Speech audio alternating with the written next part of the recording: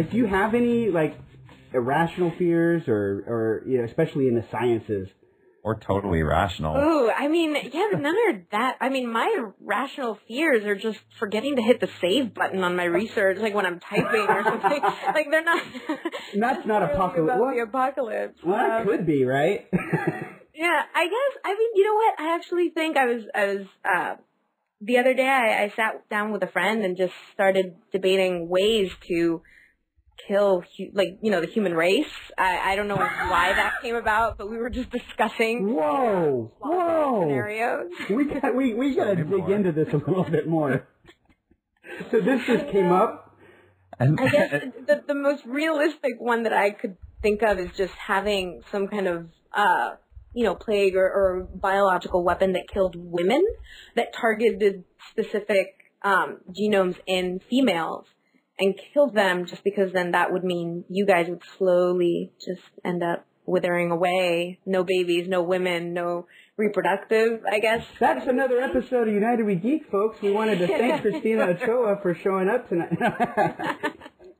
You just scared the crap out of me. Is that possible? Why am I talking so high pitched? Again, this was just like over coffee. We were just talking about it.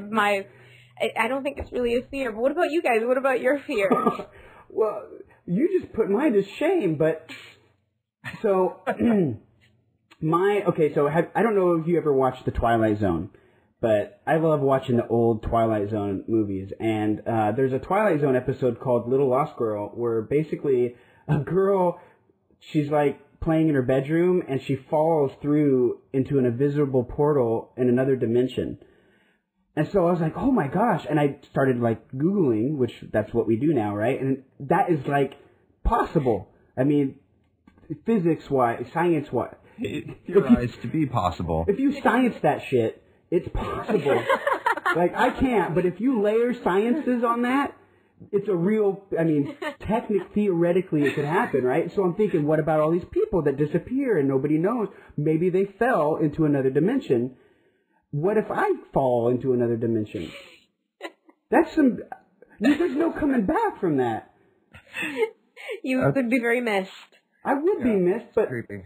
So maybe that's a little irrational. I don't know, but I won't be able to tell you unless it happens. But I'm on the lookout for people.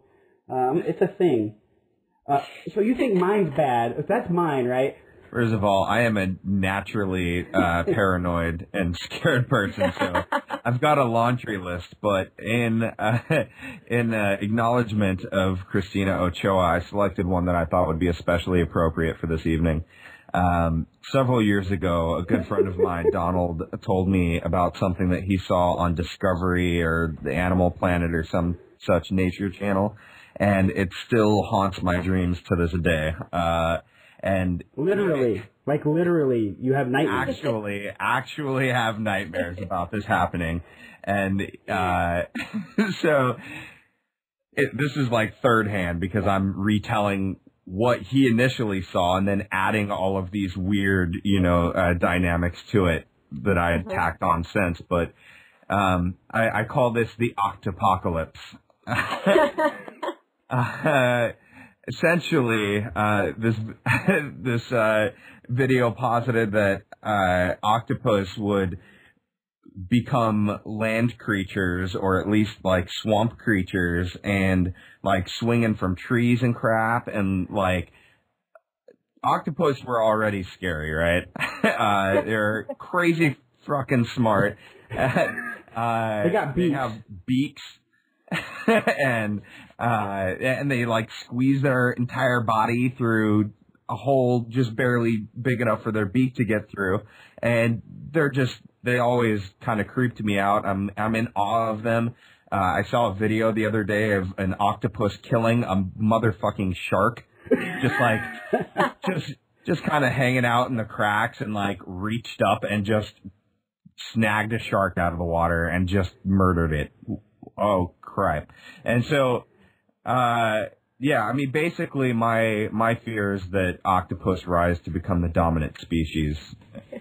And I think that's a reasonable fear. I love that one. Yeah, that's going to be definitely my favorite.